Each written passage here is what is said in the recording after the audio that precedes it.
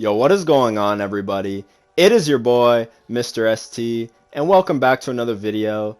Today, I'm bringing you guys a discussion video. I had this idea a couple days ago when I made that Cold War video.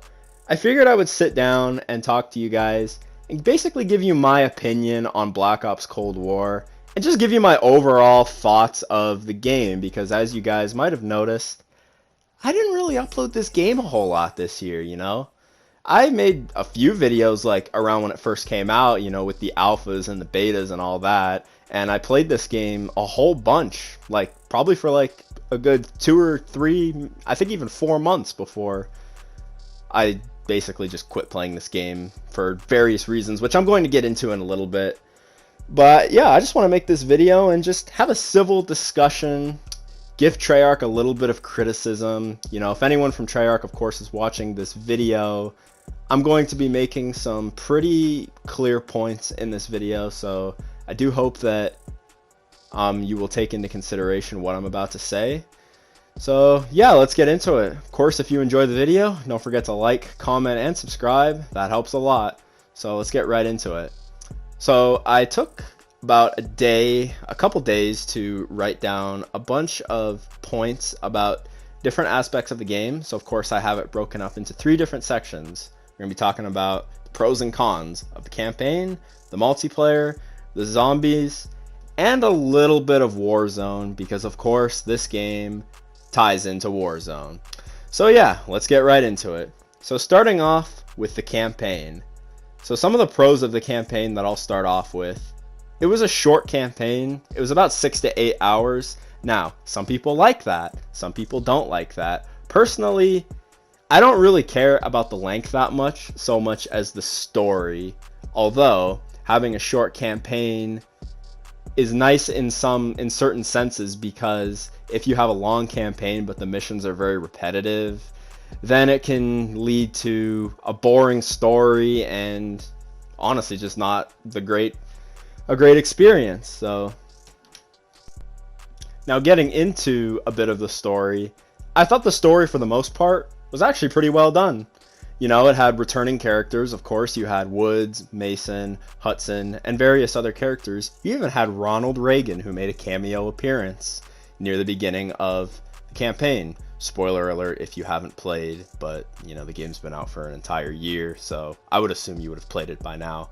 But anyway, yeah, I thought the story was pretty good overall. I mean, of course, it was advertised as a prequel to Black Ops 1 and also supposed to be kind of a soft reboot as well. And I think they tackled that part pretty well, and I also enjoyed how it had multiple endings as well. You know, there were like 3 different endings, a good, a bad, and then like a worse ending, you know, so I thought that was well done.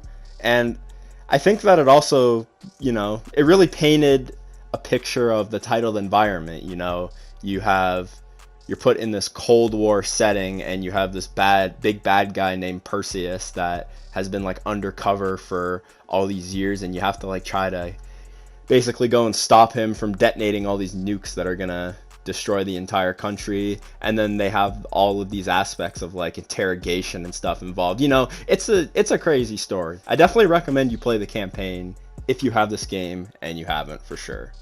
As it goes for the cons of the campaign, there's not a whole lot. I think maybe they could have expanded on the choice aspect a little bit more because one thing that I noticed is near kind of, I'd say the beginning to like almost near the end, most of the choices you make didn't really matter to the whole outcome of the end of the story all that much, you know? So, you know, they could have, I think, gone a little bit more in depth with that. And I mean, some people would say the length, but personally, like I said before, shorter campaigns are fine as long as the story's good. So that's about all I really have to say about the campaign. Now let's get into the multiplayer. Oh, the multiplayer. The good old Cold War sweaty-filled multiplayer. What do I have to say about this? Well, we'll start off with the pros, of course. Here's a really obvious pro. No supply drops. Very easy way to earn DLC weapons for free, just like in Modern Warfare 2019. You can do it in the Battle Pass, by just ranking up the battle pass, or you can do challenges to unlock the weapons. Albeit some of the challenges are pretty annoying, that's still better than having to spend $50 for like not even like the smallest chance of getting a weapon. You're basically spending money to get like a 3% chance of getting the gun that you actually want, which is stupid. And I'm really glad that supply drops are not a thing in Call of Duty anymore, and loot boxes aren't a thing. I think it's fine if they're cosmetic, but putting guns in them, stat changing weapons, that's a big no-no in my opinion. And I honestly don't know anyone else that likes that. But anyway, moving on. It's nice to see returning weapons from, you know, the first Black Ops title and from other COD games, of course. Everyone loves to see new DLC guns, and it keeps people playing, so of course, you know, that's the reason they add them. You know, like, you know, I could honestly go on and on about DLC weapons, but I'll move on to a couple other points. I think the maps that were remade from other COD titles, I liked how they were complete remasters of the old maps as opposed to remakes. You know, like for example in Black Ops 3, they remade Hijacked as Skyjacked, and it honestly really wasn't that great. Whereas in this game, they remastered Hijacked, and it's the original map from Black Ops 2, but it just has like updated graphics and all that stuff. I think that's really cool, you know? I enjoyed that part, and they did that with a lot of maps. They did that with Raid, they did that with Standoff, Slums. Like, I thought that was a fantastic idea, and I think COD should keep doing that. That was an old thing that COD used to do. They used to do that in Modern Warfare 3 and Modern Warfare 2. You know, they would bring back maps from previous titles and just plop them in there. You know, nothing wrong with that, and I think it's great. I think COD should continue to do that, but the last pro that I'll point out was I actually really liked the new prestige system. You know, like, it was like a seasonal prestige system. You get to level 50, it automatically prestige, but you don't like lose any of your progress or anything. You don't lose any of your weapons. And I mean, some people don't like that because they like the idea of, you know, basically starting fresh and leveling up. I personally don't, just because if there's like a certain gun that I want to use, or a certain gun that's kind of broken that I might need to use to keep up with everyone, you know, if I'm a lower level and I just prestiged, I don't have that gun unless I spent a perm unlock token on it. So I personally like the new prestige system. I don't mind if they keep bringing it into CODs. You know, everyone likes prestiging. Anyway, let me get into some of the cons now. The first con, this is the one that everyone talks about all the time with this game, and of course with Modern Warfare. Skill-based matchmaking, or SBMM for short, is too present in this game, and it makes the game more fun for new players and less fun for COD veterans, or, you know, people that have been playing COD for a good while. It makes it a lot less fun. If you don't know what skill-based matchmaking is by now, you've probably been living under a rock, but I'll explain it very quickly. Basically, you play a few games, the game evaluates how you've been doing based upon your kills, and, you know, if you've been doing well, you'll get matched with players that are around your skill level. If you've been doing poorly, you'll get matched around players of that skill level, so forth and so forth. Basically, in short, if you go 50-2 and then you go 40-5 the next game, you'll be put up against Optic Scumpies probably for the 3rd and 4th and 5th game until you start doing really bad, and then the whole algorithm will basically take a big shit and just put you back down with the shitters, you know? It'll put you back down with the shitters. I hate to use that term, but I don't really know how else to describe them. Anyway, that's something that a lot of people complain about, and there's many different arguments that people have about it. They say like, oh, well, skill-based matchmaking has, you know, been in COD forever, and I don't know if that's entirely true, but I do know that if it is true, it definitely wasn't as noticeable as it is in Cold War. It was in Modern Warfare 2019 as well. That was the first time that people really heard about it. But in terms of this game, I think it's just too much, and it's sad to say that it's probably not going anywhere, but I just hope that, you know, it's fine-tuned a little bit so that it doesn't always just affect the bad players. That's basically what I'm trying to say. Anyway, the next con that I'll get into, I felt like the base maps in this game were pretty lackluster and just all around garbage. There was nothing interesting about any of the base maps. The only maps that I really liked in this game was Nuketown, of course, you know, Nuketown's usually always good, and all of the maps that they brought back from previous COD titles, as I said before, like Hijacked, Raid, etc. I thought those maps were good. All of the base maps that were brought into the game, I just didn't mess with. I thought they were boring. I thought they had too many camping spots, and I thought they were ruined a lot by people's play styles, which I'm going to talk a little bit more about that. Another thing that I'll mention, the Camo Challenges in this game. I never went for any of them personally, but I can safely say that they promoted some really slow / camp-filled play styles that really just sucked the fun out of the matches. You know, of course, like if you're loading into a game, spawn in, you get killed right off spawn with someone camping in a building with a thermal LMG because they're trying to go for long shots or kills behind cover, or all of these really stupid campy challenges. You know, I don't like that. I think they should have camo challenges that promote moving around and less campy gameplay, in my opinion anyway. And another thing I'll talk about, I thought sniping was kind of disappointing. They were the slowest they've ever been in COD history, you know, and I mean, nothing really that we can do about that. I mean, you can just simply not snipe, but I thought that the sniping, like, felt good. It didn't have aim assist, and it felt really slow. That was the only gripe I had about it, you know? Something else I will also bring up was 12v12 combined arms. I thought it was a fun mode, but they never really expanded on it, probably because not a lot of people played it that much, which was kind of surprising. I thought it was kind of like, you know, Treyarch's take on Ground War, but like having less players and a more like interactive map style. You know, I thought it was really cool. I also like how they brought back the war mode from World at War as well in that other combined arms mode. I forget exactly what it was called, but yeah, it's disappointing that they didn't really expand on it that much, at least as far as I can remember. They didn't really add any new maps for it or anything like that. And then last thing I'll mention, in my opinion, I don't think shotguns should be secondaries, and I think all players should have 100 HP, not 150 HP. I feel like I'm shooting marshmallows at people sometimes because, like, they just won't fucking die, you know? They just won't die no matter how many times I shoot them. And I have a feeling it could be because of the time to kill, but it also could be because players just have more health, you know? It's giving me that Black Ops 4 feel, you know? That game that no one really talks about anymore, where everyone had 150 health and armor on top of that. Did I mention there's armor in this game as well? Oh man, honestly the list goes on and on with complaints. Actually, one more thing I will mention that I didn't write down. One of the big selling points, or well, it wasn't really a big selling point, but one of the things that they did say was in this game was that kill streaks. Whenever you would try to earn a kill streak, whenever you die, you wouldn't lose progress toward it. So like, it was, you know, the whole selling point of it was like, look, bad players will get to experience the use of all these big high kill streaks because you won't lose your progress when you die. Now that's cool.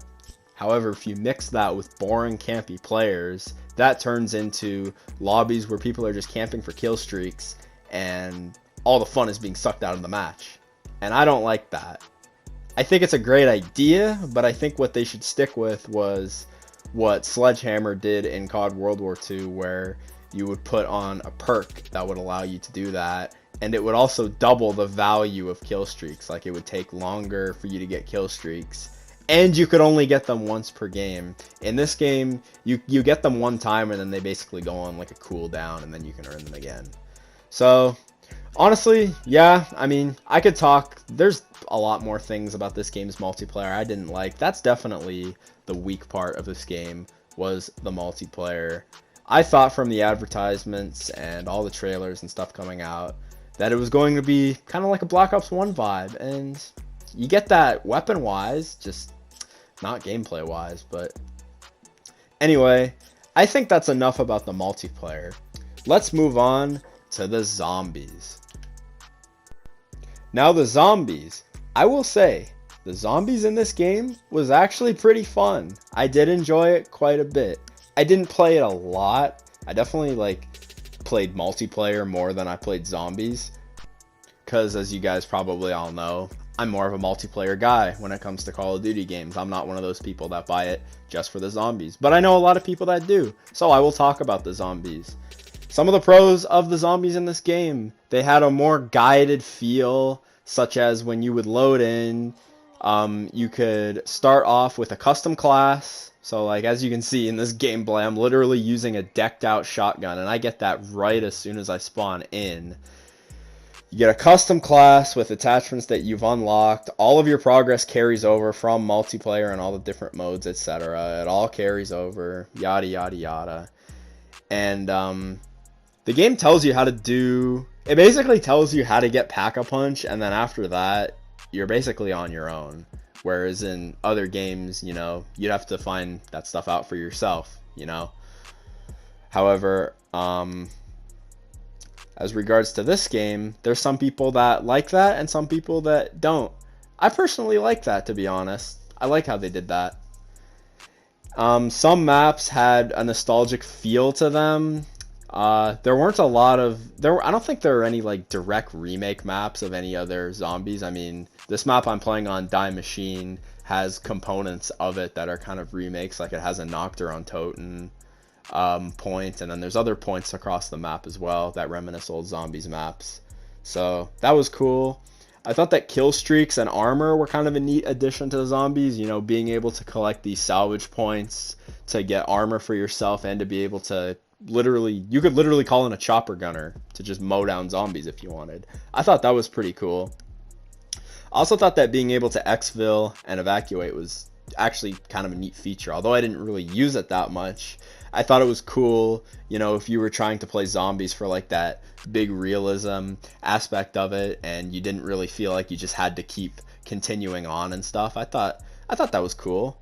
And I also thought the zombies camos were really well done. Personally, I didn't really go for any, but I do know that, you know, if you didn't want to be that guy to unlock Dark Matter Ultra, which was the big multiplayer camo of this game, the big mastery camo, you could go for the zombies mastery camo, Dark Aether, which honestly, in my opinion, looked a lot better, and I think a lot of people that play this game would agree with me. And you would literally, all you'd have to do is just complete camo challenges for zombies, killing zombies, blah blah, killing elites, etc etc. You know the drill. But yeah, those are the pros for zombies. There's a few cons I have. I think this game should have had more zombies maps, you know. I think 6 would have been good instead of 4. You know, we had 6 seasons of Cold War. I think they should have had a map every season. I understand this game was being developed during the pandemic, so obviously like a lot of the developers had to work from home and stuff, so they probably didn't really have time to make, you know, 6 different new maps, because I mean, making a zombies map probably takes a while, if I'm being honest, you know. But that would have been nice, you know, if we could have a new map every season, but maybe it's just too much to ask for. And I also felt that some of the maps felt rush, and they lacked a lot of depth that maps in some of the previous games had. Like, I felt like on some of the maps, you were kind of limited on things you could do. You get Pack-a-Punch, and then it's kind of like, you go for the Easter egg or you go for a high round, pretty much. But, you know, there was nothing else to the maps, really. I think you guys get what I'm saying. Like, they're just, you know, there weren't a lot of options, but that's not a really big thing, you know. Those are minor things. All right, now the final part of this video that I will talk about, Warzone. I don't have any gameplay of Warzone, unfortunately, because I've had Warzone deleted for a while. I haven't really played it that much ever since. I used to play it quite a bit, and I had fun with Warzone at a certain point, but they have done some things to the game that have just not made me want to play it, honestly. So I will talk about those things. But first, I'll talk about the pros. I thought Rebirth Island was a fun, smaller map, you know. Of course, like, it was just a direct remake of Alcatraz, you know, from previous COD games. You know, I thought I thought Rebirth Island was pretty fun. I got a good amount of wins on it, and I think the respawn system was nice. The fact that you didn't have to go through a gulag, you would just, you know, automatically respawn as long as your teammates were still alive. And even when that was done, you could just buy your teammates back like the traditional Warzone system. I thought that was pretty cool. I thought the season stories and the map changes were pretty interesting. Although I wasn't super into like the seasonal stories, you know, that happened. I thought it was a cool addition. At the same time, people can say that they were just trying to copy Fortnite, which, you know, in retrospect, they kind of were. But, you know, I still thought it was a cool addition, you know. And, of course, the live map changes with Warzone as well. Like, you had the nuking of Verdansk, and then the time shift where we went back to 1984, and the map turned to, like, this kind of Cold War-themed Verdansk with all these different landmarks and stuff that led to, like, all of these different Easter eggs and hints and stuff. You know, I thought that was cool. And speaking of that, I thought the Verdansk reskin was actually pretty well done. I enjoyed it a lot. I liked how they made the map brighter, and some people will say that it was kind of disappointing that we didn't just get a whole new Warzone map altogether and we just got a Verdansk reskin, but I honestly didn't mind it that much. Alright, now let's get into the cons of Warzone, and there's quite a few. In my opinion, the introduction of the Cold War weapons in Warzone, the merging of the two games, wasn't a good idea, as it was nothing more than an advertisement for the new game. I felt, to just kind of get you to play Cold War so that you could level up the weapons, because most of the weapons in Cold War were substantially better than the Modern Warfare weapons. You know, every season in Warzone there was always a meta, and if you didn't follow the meta, you would be at a pretty big disadvantage when it came to trying to get wins in the game. And I kind of felt that you know, that being the case with a lot of the Cold War weapons, I didn't want to reinstall Cold War just to level up and use my guns in Warzone. I just didn't want to. So I thought that wasn't a good idea. I thought that the failure to have an efficient anti-cheat turned a lot of people away from the game, and it made it unplayable to many, you know. Hacking, as you guys know, as you guys have seen from a lot of streamers that play Warzone, they were dealing with just hackers in their game all the time. And it was pretty annoying, you know. These guys would just load into games, and if you were to report them, it wouldn't matter because they could just make another account and continue to keep hacking. This game needs a better anti-cheat. Luckily, they did announce a new anti-cheat coming. I don't really know a whole lot about it, but hopefully that fixes the problem when Vanguard comes out and Warzone is back in full effect. I think optimization for last gen was pretty lacking, and it made the game a lot less fluid when playing. I didn't really feel like I wanted to really play Warzone that much. I felt the game was a little bit more difficult to play because I personally play on PS4, and I felt the game just wasn't optimized very well. Now, that's not to say that was totally the developer's fault. I mean, the PS4 is a pretty old console, and at this point, they're probably just telling you, hey, bro, it's time to get a PC. It's time to get a PS5. It's time to upgrade to something else. Like, you need to get out of this gutter and just get a new console. And I'm kind of just sitting here like, man, just fuck off. But, like, anyway, you know, you get the point. The optimization was just not the greatest, and the last thing I'll mention, the game had a lot of glitches and weapon tuning issues that sometimes took months to be addressed, such as the DMR was really overpowered for a while. There was a thing, I don't know if this was during the Cold War era, it might have been, but I remember the FAMAS, not in Cold War, but in Modern Warfare, the underbarrel shotgun attachment was like really broken. Like you could like basically snipe people with it from like 50 meters away, and they would die within like 4 shots. It was fucked. And sometimes it would take the developers like months to tune these weapons and stuff, make them less overpowered. So that's definitely something to keep in mind. All right, so we have come to the point in this video where I will give my overall rating on Cold War. I will give this game a solid 6.5 out of 10. Cold War was not a trash game by any means. I just think compared to other Treyarch titles, it was lackluster, and The game just had a bunch of problems. It had a lot of failure to innovate, to expand, as well as I just didn't like the fact that it just wasn't marketed toward, COD veterans. It was marketed toward people that have never really played COD that much, which, you know what? That's my opinion.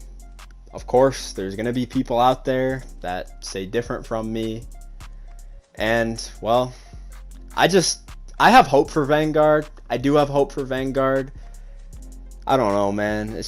We'll just have to see how the game is. I played the alpha. I played the beta. The game feels great.